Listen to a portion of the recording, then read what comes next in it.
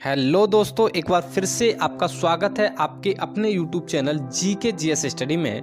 बेटा, इस चैनल पर हम लोग केवल और केवल MCQ टाइप के क्वेश्चंस ही डालते हैं और ये बहुत ही ज़्यादा महत्वपूर्ण क्वेश्चंस होते हैं।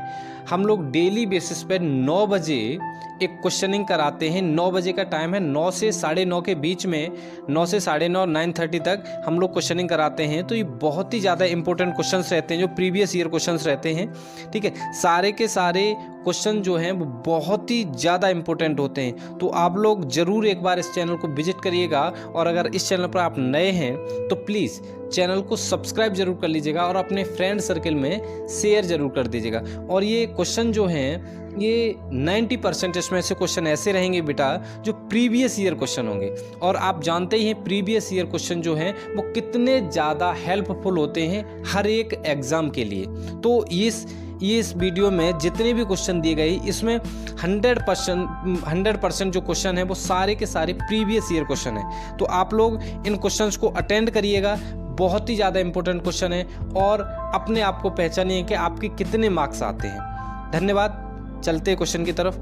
डाउन सिंड्रोम एक अनुवांशिक रोग है जो होता है, तो देखिए डाउन सिंड्रोम जो है वह एक अनुवांशिक रोग है। यह होता है, ऑप्शन ए करेक्ट है, गुणसूत्रों की संख्या में परिवर्तन के कारण। ठीक है, गुणसूत्रों की संख्या में परिवर्तन के कारण डाउन सिंड्रोम बीमारी होता है, और यह एक अनुवांशिक रोग है। तो ये तीनों पॉइंट्स इंपॉर्टेंट है, तीनों पॉइंट्स को आप याद रखेंगे। नेक्स्ट क्वेश्चन देखिए, ग्रेगर मेंडल निम्न में से किसके प्रतिपादन हेतु प्रसिद्ध है? तो देखिए ग्रेगर मेंडल जो है वह अनुवांशिकता के नियम के लिए यह पॉपुलर है। ठीक है, अनुवांशिकता के नियम इन्होंने ही दिया था, ग्रेगर मेंडल ने। नेक्स्ट क्वेश्चन देखिए, मेंडल द्वारा प्रतिपादित अनुवांशिकता के तीनों महत्वपूर्ण नियम संबंध स्थापित करते हैं। तो देखिए मेंडल के द्वारा जो प्रतिपादित किया गया था अनुवांशिकता का 3 नियम, वो किसके बीच में संबंध और क्या संबंध स्थापित करते हैं? तो देखिए मेंडल का जो तीन अनुवांशिकता का जो 3 नियम था, 3 लॉ था, वो क्या क्या था? एक तो था कि लॉ ऑफ डोमिनेंस था, एक लॉ ऑफ सिग्रेशन, और एक law of independent assortment. Law of independent assortment को हम लोग क्या कहते हैं? स्वतंत्र अपयूहन। और लॉ ऑफ सिग्रेशन को हम सब क्या कहते हैं? पृथक्करण। और लॉ ऑफ डोमिनेंस को क्या कहते हैं हम लोग? प्रभाविता। ठीक है, तो ये 3 जो नियम है वो दिया गया था किसके द्वारा? मेंडल के द्वारा। और यही तीन जो नियम है, यही 3 नियम संबंध स्थापित करते हैं। नेक्स्ट क्वेश्चन देखिए, अनुवांशिक रोगों के संदर्भ में निम्नलिखित पर विचार कीजिए। तो अनुवांशिक जो जेनेटिक्स डिजीज होता है ना, तो उसके विषय में जो बोल रहा है निम्नलिखित पर विचार कीजिए। अब 4 स्टेटमेंट है यहाँ पे, आप देखिए। उससे पहले यहाँ पे एक कथन जो लिखा है कि एक महिला वर्णांध है। ठीक है, वर्णांध है, पर उसका पति वर्णांध नहीं है। इनका एक पुत्र और एक पुत्री है, और इस संदर्भ में निम्नलिखित में से कौन से एक कथन के सही होने की सर्वाधिक संभावना है? तो देखिए एक महिला जो है वो कलर ब्लाइंड है, वर्णांध को हम लोग कलर ब्लाइंड कहते हैं, और उसका पति जो है वो वर्णांध यानी कि कलर ब्लाइंड नहीं है। अब इनका जो है एक पुत्र और एक पुत्री है। तो बोल रहा है यहाँ 4 स्टेटमेंट है, किनका सबसे सही होने की संभावना है? तो देखिए इसका जो राइट आंसर है वो मैं बता दूं, ऑप्शन डी होगा। यहाँ पे पुत्र जो है यानी कि बेटा जो है वो कलर ब्लाइंड होगा, और बेटी जो है यानी कि पुत्री जो है वो कलर ब्लाइंड यानी कि वर्णांध नहीं है। ठीक है, तो ऑप्शन डी यहाँ पे क्या हो जाएगा? करेक्ट हो जाएगा। नेक्स्ट क्वेश्चन की ओर बढ़ते हैं। नेक्स्ट क्वेश्चन हमारा कहता है कि हीमोफीलिया एक अनुवांशिक रोग है जिसका वाहन। तो देखिए हीमोफीलिया जो है एक ये भी जेनेटिक्स डिसऑर्डर है। तो इसका वाहन या इसको कैरी कौन करता है, किसके द्वारा ये किया होता है? तो देखिए ये स्त्रियां करती हैं और प्रकट पुरुष में होता है। ठीक है, इसको कैरी स्त्री करती है और यह प्रकट किस में होता है? जाके पुरुष में होता है। ऑप्शन बी इसका क्या हो जाएगा? करेक्ट हो जाएगा। यहाँ देखिए 2-3 पॉइंट्स जो है आपको इंपॉर्टेंट है और याद रखना है। हीमोफीलिया सबसे पहले ये बीमारी, उसके बाद ये याद रखना है कि यह एक अनुवांशिक रोग है। ठीक है, और यह स्त्रियों द्वारा कैरी किया जाता है, और इसमें होता किस में है? पुरुष में। VVVI क्वेश्चन है, ये बहुत बार रिपीटेड क्वेश्चन है, और इस क्वेश्चन में 4 फैक्ट्स हमने देखे, चारों आपको याद रखना है। नेक्स्ट क्वेश्चन देखिए, वर्णांधता वाले व्यक्ति को लाल रंग दिखाई देगा। तो जो कलर ब्लाइंड होते हैं जो व्यक्ति, उन्हें लाल रंग कैसा दिखाई देगा? तो देखिए कलर ब्लाइंड वाले लोग को जो लाल रंग है वो हरा दिखाई देता है। कैसा दिखाई देगा? हरा दिखाई देगा। चलिए नेक्स्ट क्वेश्चन देखते हैं। एक वर्णांध पुरुष यानी कि एक कलर ब्लाइंड पुरुष जो है एक सामान्य महिला से विवाह करता है, ठीक है। तो वर्णांधता के लक्षण उत्पन्न होंगे उसके, तो जो कलर ब्लाइंडनेस का अगर जो लक्षण है तो वो किस में उत्पन्न होंगे, पुत्रों में, पुत्रियों में। तो इसका राइट आंसर जो है वह है कि पुत्रियों के पुत्र में, ठीक है। इन दोनों के जो बच्चे होंगे यानी कि बच्ची होगी, बच्ची के जो बेटे होंगे उनमें जो जाके क्या होगा, कलर ब्लाइंडनेस के जो लक्षण दिखेंगे, ठीक है। बहुत इंपॉर्टेंट, सुपर इंपॉर्टेंट क्वेश्चन है और मैंने जहाँ इसे स्टार्ट किया, बहुत ही इंटरेस्टिंग और बहुत ही यूजफुल आपके एग्जाम्स के पर्सपेक्टिव से होगा। टॉपिक वाइज अब हम पूरे बायोलॉजी को पूरा थ्रू आउट पूरा टॉपिक वाइज कवर करेंगे और जितने भी इंपॉर्टेंट सोर्सेस से किताब हैं, चाहे वो महेश बर्नवाल जो एनसीईआरटी आधारित है, और लूसेंट हो, या जितने भी अच्छी अच्छी किताबें, उन सभी को हम लोग कवर करेंगे, ठीक है। इसलिए आप हर क्वेश्चन में बहुत ज़्यादा डिटेल की एक्सपेक्टेशन ना करें। अलग अलग एमसीक्यूज के माध्यम से हम A to Z क्वेश्चंस को कर लेंगे, वो आपको इंटरेस्टिंग भी लगेगा और आपके दिमाग में याद भी रहेगा, प्लस आपको PDF भी मिल जाएगा, ठीक है। चलिए नेक्स्ट क्वेश्चन देखते हैं। निम्नलिखित में से कौन सी व्याधि अनुवांशिक रोग है, तो ठीक है। तो इसमें चार जो है, इसमें बताना है आपको कि कौन सी एक अनुवांशिक रोग है। तो देखिए जो हीमोफीलिया, अभी मैंने जो बताया था, हीमोफीलिया स्त्री के द्वारा कैरी किया जाता है और पुरुषों में होता है यह। तो यह जो बीमारी है यह एक अनुवांशिक रोग है, ठीक है। देखिए अभी ये फैक्ट्स मैंने वहां बताया, इसको भी फिर क्वेश्चन हमको बनाना पड़ा। तो जो फैक्ट्स बताऊंगा उससे बेहतर है कि मैं उसे एक क्वेश्चन ही बना दूं और क्वेश्चन के माध्यम से आप सारे डिटेल्स कवर कर ले। नेक्स्ट क्वेश्चन देखिए कि सर्वग्राही रुधिर किस वर्ग का होता है। तो सर्वग्राही रुधिर जो होता है वह AB ग्रुप का होता है, ठीक है। या किसी भी ब्लड ग्रुप से ब्लड जो है ले सकता है। तो सर्वग्राही जो रुधिर होता है वो किसका होता है, किस वर्ग का होता है, वह AB वर्ग का होता है, AB ग्रुप का होता है। नेक्स्ट क्वेश्चन देखिए, दात्र कोशिका अरक्ता असामान्यता के कारण होता है। तो ये जो बीमारी है दात्र कोशिका अरक्ता, इसे हम लोग क्या कहते हैं, इसे हम लोग कहते हैं, मैं आपको लिख देता हूं, सिकल सेल एनीमिया, ठीक है। इस बीमारी को क्या कहते हैं, सिकल सेल एनीमिया कहते हैं। दात्र कोशिका अरक्ता यह असामान्यता के कारण होता है। किसके असामान्यता के कारण होता है, तो देखिए यह लाल रुधिर कोशिका है ना, रेड ब्लड सेल्स के कारण, RBCs के कारण यह होता है, ठीक है। RBCs में जो असामान्यता हो जाता है, अपसामान्यता होता है, उसके कारण यह बीमारी सिकल सेल एनीमिया नाम की बीमारी जो है होती है। नेक्स्ट क्वेश्चन देखिए कि मेंडल की सफलता का मुख्य कारण था। तो मेंडल जो सफल हुए थे उनका मुख्य कारण क्या था, उनका मुख्य कारण था कि उन्होंने संतानों का गुणनात्मक विश्लेषण प्रस्तुत किया था, ठीक है, किया था। उन्होंने अपने क्रॉसों में पहले केवल एक ही लक्षण को एक बार में लिया था, ठीक है, ये भी सही स्टेटमेंट है। उन्होंने वंशावली अभिलेख रखे थे, ये भी सही है। तो राइट आंसर क्या हो जाएगा, ऑप्शन डी। इन सभी कार्य के लिए वो क्या है, वो उनको सफलता प्राप्त हुई थी। नेक्स्ट क्वेश्चन देखिए, हरगोविंद खुराना को किस आविष्कार के लिए सम्मानित किया गया था। तो उनका कौन सा आविष्कार था जिसके लिए उनको सम्मानित किया गया था, तो उनको जीन संश्लेषण के लिए सम्मानित किया गया था, ठीक है। DNA सिंथेसिस के लिए उनको सम्मानित किया गया था। उनको दुनिया का बहुत ही बड़ा अवार्ड मिला था। मैं आपसे सवाल पूछता हूं कि उन्हें जो अवार्ड, जो मैं कह रहा हूं दुनिया का बहुत बड़ा अवार्ड मिला था, कौन सा अवार्ड मिला था और किस वर्ष मिला था। ये दोनों के दोनों प्रश्न पूछे गए हैं एग्जाम्स में कि उनको कौन सा अवार्ड मिला था और किस वर्ष मिला था। तो आप इसका जवाब हमें कमेंट बॉक्स में जरूर दीजिएगा। चलिए नेक्स्ट क्वेश्चन देखते हैं। निम्नलिखित में से कौन सा युग्म ठीक प्रकार से मिलाया गया है। तो यहाँ जो मैच किया गया है, जो चार ऑप्शन दिख रहा है, तो कौन सा जो करेक्ट मैच है। तो देखिए यहाँ पे जो ऑप्शन A है वह करेक्ट है। बाकी ये तीन स्टेटमेंट आप पढ़ लिए, तीन क्वेश्चन पढ़ लिए, तीनों के तीनों जो मैचिंग है ये गलत है।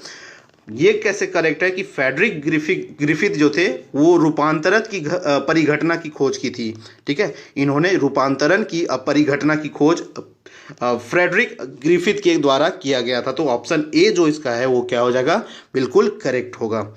नेक्स्ट देखिए कि एक वर्णांध पुरुष का विवाह एक ऐसी सामान्य स्त्री से होता है जिसके माता पिता की दृष्टि भी सामान्य थी।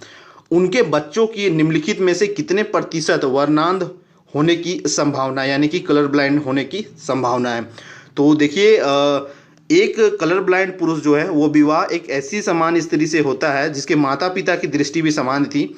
तो इनके बच्चों की जो कलर ब्लाइंडनेस होने की संभावना है वो है 0, ठीक है। इन्हें कलर ब्लाइंडनेस होने की संभावना 0 है। नेक्स्ट क्वेश्चन देखिए कि नीचे दिए गए विवरण को पढ़िए। अब यहाँ 3 दिए हैं, इन विवरण को पढ़िए। यह एक न्यूक्लियक अम्ल है, ठीक है। दूसरा है कि यह प्रोटीन के साथ नहीं जुड़े रहते हैं, और तीसरा है यह कोशिका के बाहर नहीं पाए जाते। तो ये तीन जो है ये किसको डिफाइन करता है, तो देखिए यह प्लाज्मिड को डिफाइन करता है। किसे डिफाइन करता है, प्लाज्मिड को, ठीक है, प्लाज्मिड को यह डिफाइन करता है, प्लाज्मिड को डिफाइन, ये तीनों जो स्टेटमेंट है उसी को डिफाइन करते हैं। यह एक न्यूक्लिक अम्ल है और यह प्रोटीन के साथ नहीं जुड़ा रहता है और यह कोशिका के बाहर नहीं पाया जाता है, प्लाज्मिड। चलिए नेक्स्ट देखिए, प्लाज्मिड होते हैं, तो प्लाज्मिड क्या होते हैं, तो प्लाज्मिड जो है वह जीवाणु के बाह्य गुणसूत्रीय के डीएनए तत्व हैं, ठीक है। तो प्लाज्मिड क्या होते हैं, वह जीवाणु के बाहर जो है गुणसूत्रीय के डीएनए तत्व होते हैं ये, ठीक है। चलिए नेक्स्ट क्वेश्चन देखिए कि एक सामान्य मानव शुक्राणु में ऑटोजोम्स की संख्या कितनी होती है। तो एक सामान्य मानव में सामान्य मानव के जो स्पर्म है उसमें ऑटोजोम्स की कितनी संख्या होती है, तो उसमें कुल 22, ठीक है, 22 जोड़ी ऑटोसोम्स पाए जाते हैं, 22 जोड़ी ऑटोसोम्स पाए जाते हैं। वेरी इंपॉर्टेंट क्वेश्चन, याद कर लेंगे इसे। नेक्स्ट क्वेश्चन देखिए, वंशागति के नियमों के अध्ययन को कहते हैं, तो वंशागति के नियम को अध्ययन को क्या कहते हैं हम लोग, अनुवांशिकी कहते हैं। क्या कहते हैं, अनुवांशिकी कहते हैं। इजी क्वेश्चन था। नेक्स्ट क्वेश्चन देखिए कि रुधिर समूह बी का क्या अर्थ है। तो रुधिर समूह बी का क्या अर्थ है, तो रुधिर समूह बी का अर्थ है कि वैसे व्यक्ति जिनमें बी के लिए प्रतिरक्षी पदार्थ नहीं बनते हैं। क्या, बी के लिए प्रतिरक्षी पदार्थ जिसमें नहीं बनते, उसी को हम लोग क्या कह सकते हैं, रुधिर समूह बी, ठीक है, ठीक है। तो ऑप्शन बी इसका क्या हो जाएगा, करेक्ट हो जाएगा। नेक्स्ट क्वेश्चन देखिए, डीएनए का संबंध में निम्नलिखित कथनों में से कौन सा स्लैश से सही है। तो डीएनए के बारे में जो दिया गया है यहाँ 4 स्टेटमेंट दिया गया है। अब देखिए और ध्यान से देखिए इस क्वेश्चन को, ठीक है। Statement 1, statement 2, statement 3, statement 4। तो इसमें बोल रहा है कि कौन सा कथन जो है वो सही है।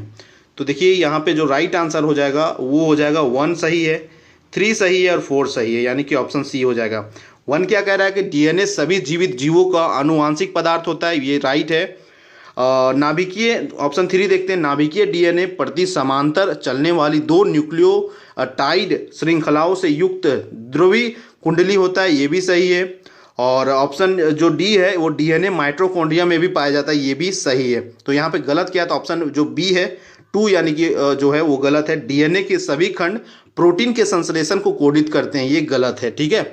चलिए नेक्स्ट क्वेश्चन देखिए कि अज्ञात रुधिर, ऑप्शन क्वेश्चन नंबर 21 है, अज्ञात रुधिर वर्ग का एक व्यक्ति गंभीर रूप से दुर्घटनाग्रस्त हो जाता है और उसे तुरंत रुधिर आदान यानी कि ब्लड ट्रांसफ्यूजन की जरूरत पड़ती है। अस्पताल में आसानी से उपलब्ध निम्नलिखित रुधिर वर्गों में से किस एक का रुधिर आदान के लिए यानी कि ट्रांसफ्यूजन के लिए उपयोग सुरक्षित होगा।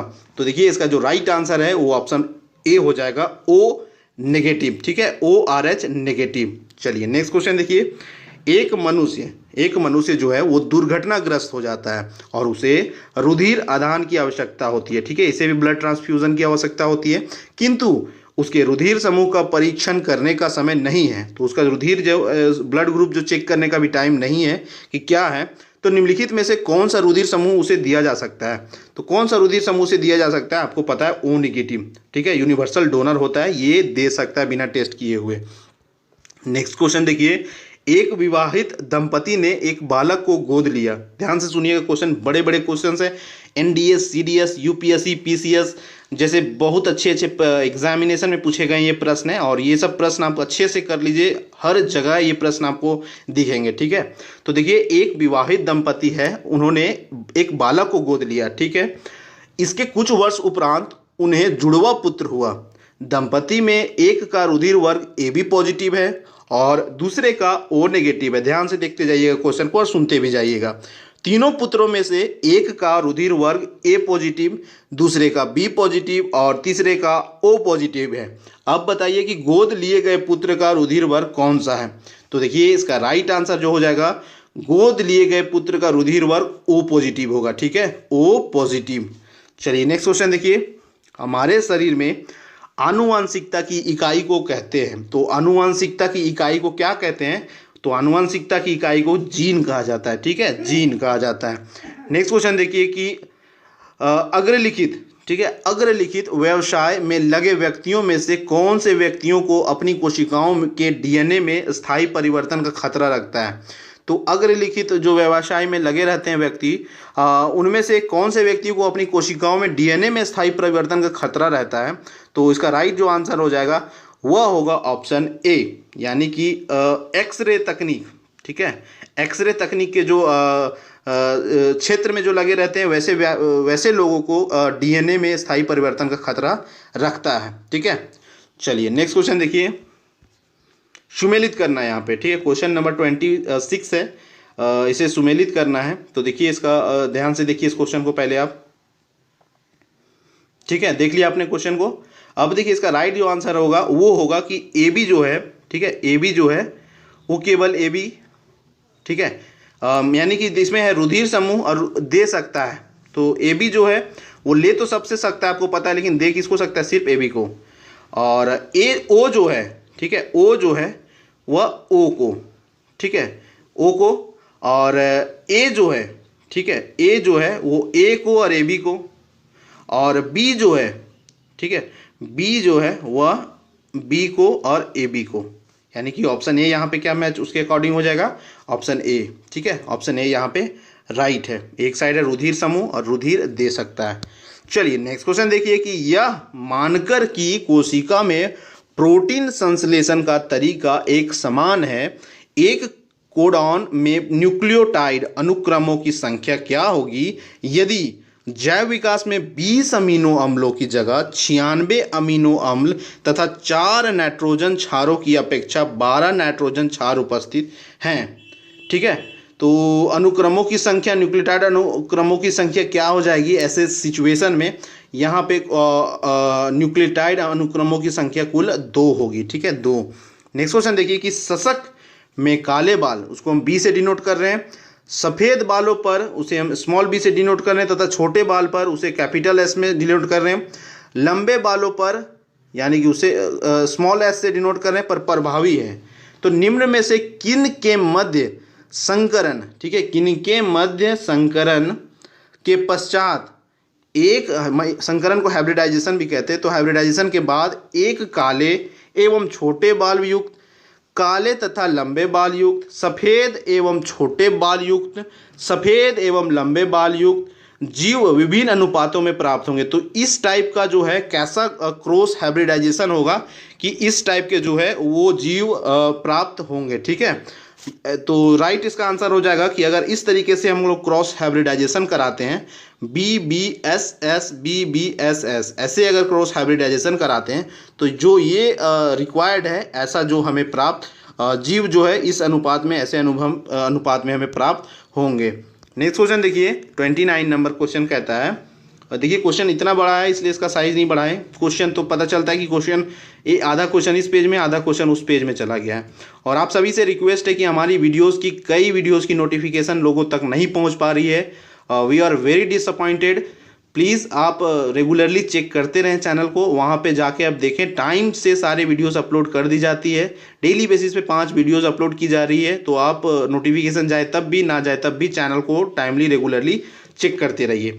तो देखिए 29 नंबर जो क्वेश्चन है वो क्या कहता है, इसमें भी आपको क्या करना है? मैच करना है। ठीक है, तो देखिए यहाँ पे आप साफ देख रहे हैं क्या क्या है। पहला, जीवाणुओं में पारक्रमण और संयुग्मन की खोज।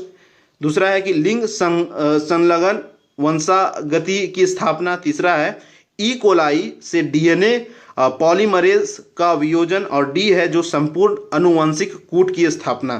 तो अब ध्यान से देखिए इस क्वेश्चन को, और इसको खोजने वाले वैज्ञानिक के साथ हमें मैच करना है। तो देखिए सबसे पहला जो है कि जीवाणु में पारक्रमण और संयुग्मन की खोज है, यह किसके द्वारा यह की गई थी? किसके द्वारा? यह लैंडरबर्ग के द्वारा की गई थी। ठीक है, यह लैंडरबर्ग के, ये ए हो जाएगा, लैंडरबर्ग के द्वारा इसे खोजी गई थी। नेक्स्ट जो देखिए वो है कि लिंग संलग्न वंशागति की स्थापना। तो बी जो है वो मैच कर जाएगा मॉर्गन के साथ। ठीक है, बी जो है वो मॉर्गन के साथ मैच करेगा। सी देखिए ई कोलाई से डीएनए पॉलीमरेज का वियोजन। तो सी जो है वह मैच कर जाएगा आपके किसके साथ? वह मैच कर जाएगा यानी कि कॉर्नबर्ग। ठीक है, कॉर्नबर्ग, ये साइंटिस्ट इनका खोज किए थे उन्होंने। और डी जो है कि संपूर्ण अनुवांशिक कूट की स्थापना, ये किसके द्वारा की गई थी? यह की गई थी खुराना के द्वारा, हरगोविंद खुराना। ऑप्शन ए क्या हो जाएगा इसका? सही हो जाएगा डी। तो इसके अकॉर्डिंग जो है वो कौन सा ऑप्शन सही बैठ रहा है? तो देखिए इसके अकॉर्डिंग ऑप्शन डी मेरा सही बैठ रहा है, ऑप्शन डी। नेक्स्ट क्वेश्चन देखिए, सुमेलित करना है इसमें ठीक है। क्वेश्चन नंबर 30 जो है इसमें सुमेलित करना है। तो देखिए इसमें है, पहला है कि अभिन्न यमज। अभिन्न यमज, अभिन्न यमज को हम लोग कहते हैं इंटीग्रल ट्विंस, इंटीग्रल ट्विंस। बी है समान यमज, समान यमज, ठीक है। समान यमज को हम लोग कहते हैं कॉमन ट्विंस। और नेक्स्ट है सियामीज यमज, और सियामीज यमज को हम लोग क्या कहते हैं, सियामीज ट्विंस कहते हैं, ठीक है, सियामीज ट्विंस कहते हैं। तो इसको मैच करना है दूसरी सूची के साथ। तो देखिए इसका जो राइट आंसर है वह है ऑप्शन ए, यानी कि ए के साथ 1, बी के साथ 2 और सी के साथ 3, ये तीनों के तीनों जो है वो सही मैच किए गए हैं। यानी कि अभिन्न जो यमज है, यमज जो है यानी कि ट्विंस जो है वो युग्म मनज का विभाजन, ये सही है। और समान यमज में क्या है कि यहाँ पे 2 शुक्राणु 2 अंडाणुओं को निषेचित करते हैं, ये सही है। और सियामीज यमज में है, इसमें क्या है कि इसमें शारीरिक व क्रियात्मक रूप से ये लोग जुड़े होते हैं। तो ये मैच करना था, वेरी इंपॉर्टेंट क्वेश्चन था, ठीक है, वेरी इंपॉर्टेंट क्वेश्चन है। ये क्वेश्चन जनरली आपको ऐसे ऐसे क्वेश्चंस नहीं देखने को मिलेंगे, और इतने बड़े बड़े क्वेश्चंस टाइप करने के कारण यूट्यूब्स में बहुत से लोग हैं जो ऐसे क्वेश्चंस को नहीं पढ़ाते हैं, ठीक है, आप देख सकते हैं जाके। चलिए नेक्स्ट क्वेश्चन देखते हैं। प्लवमान जीन यानी कि जंपिंग जीन जिसे कहते हैं मेस के सिद्धांत का प्रतिपादन किसने किया था? तो प्लवमान जीन यानी कि जंपिंग जीन के सिद्धांत का प्रतिपादन किया गया था बारबरा मैक्लिंटॉक के द्वारा, ठीक है, मैक्लिंटॉक के द्वारा किया गया था जंपिंग जीन के सिद्धांत का प्रतिपादन। क्वेश्चन नंबर 32 है, जब एक डीएनए का अणु समसूत्री विभाजन से पूर्व प्राकृतिक यानी कि प्रतिकृति यानी कि रेप्लिकेशन करता है तब इसका परिणाम होगा। तो जब एक डीएनए का अणु जो है वह समसूत्री विभाजन से पूर्व प्रतिकृति यानी कि रेप्लिकेट करता है तो इसका परिणाम क्या होगा? इसका परिणाम होगा कि 2 डीएनए के अणु, ठीक है, 2 डीएनए के अणु जिसमें प्रत्येक आधा मौलिक डीएनए अणु का बना होता है, ठीक है। तो इसमें फिर परिणाम में हमें क्या मिलेगा? 2 डीएनए का अणु मिलेगा जिसमें प्रत्येक आधा मौलिक डीएनए अणु का बना होता है, ठीक है। ऑप्शन बी इसका क्या होगा? करेक्ट होगा। नेक्स्ट क्वेश्चन देखिए कि नीचे दिए गए कूटों से सही उत्तर का चुनाव कीजिए। तो यहाँ जो दिया गया कूट उसमें सही उत्तर का चुनाव करना है, ठीक है। तो यहाँ पे जो राइट आंसर जो आपका हो जाएगा वह हो जाएगा ऑप्शन ए, यानी कि ये जो है वह असत्य है, ये स्टेटमेंट। ऑप्शन बी भी जो असत्य है, सी सही है और डी असही है, यानी कि मादा युग्मक और युग्मनज कहलाता है। युग्मनज को हम लोग जाइगोट कहते हैं, ठीक है। तो जो मादा युग्मक जो होती है वो युग्मनज कहलाता है।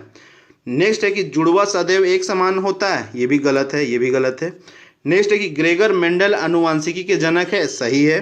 और मानव में लिंग निर्धारण एक्स और वाई गुणसूत्रों से होता है, ये भी सही है। तो 3 और 4 जो है वो सही है, यानी कि ये सही है और 2 गलत है।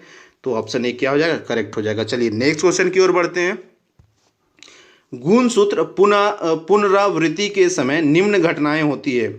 तो गुणसूत्र पुनरावृत्ति के समय क्या घटनाएं होती है? तो देखिए इसका राइट आंसर जो हो जाएगा, किस प्रकार से जो 4 है इसको क्रोनोलॉजिकल ऑर्डर में आपको अरेंज करना है कि गुणसूत्र पुनरावृत्ति के समय किस प्रकार से जो घटनाएं होती है उसको क्रोनोलॉजी में ऐसे अरेंज करना है। देखिए इसको अरेंज इस तरीके से करेंगे कि सबसे पहले क्षारों के मध्य उपस्थित हाइड्रोजन बंध जो है वो टूटता है। उसके बाद क्या होता है? उसके बाद होता है कि स्वतंत्र न्यूक्लियोटाइड के क्षार डीएनए सूत्र के क्षार से आबंध बनाते हैं, ये होता है सेकेंड में, ठीक है, सेकेंड में। थर्ड में फिर क्या होगा? थर्ड में होगा कि समीप के न्यूक्लियोटाइड के मध्य आबंध बनते हैं।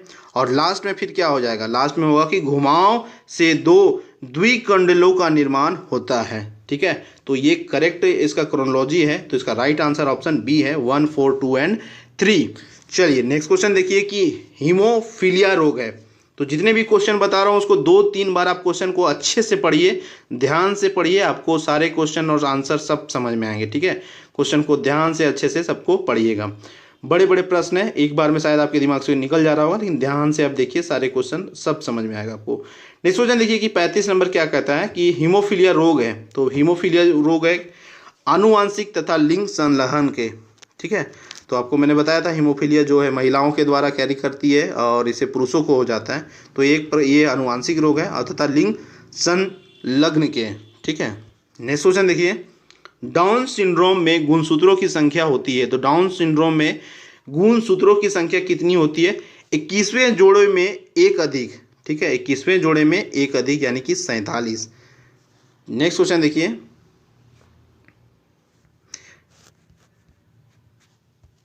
निम्न में से कौन आनुवांशिक अव्यवस्था नहीं है? तो आनुवांशिक अव्यवस्था नहीं है वह है इरिटेबल बाउल सिंड्रोम, यह आनुवांशिक अव्यवस्था नहीं है। नेक्स्ट क्वेश्चन देखिए, जीन निम्न में से किसका भाग है? तो जीन जो है निम्न में से किसका भाग है? डीएनए का भाग होता है। किसका भाग होता है? डीएनए का। नेक्स्ट क्वेश्चन है कि एच.जे. मुल्लर को नोबेल पुरस्कार किसके लिए दिया गया था? तो एच.जे. मुल्लर को नोबेल पुरस्कार किसके लिए दिया गया था? उन्हें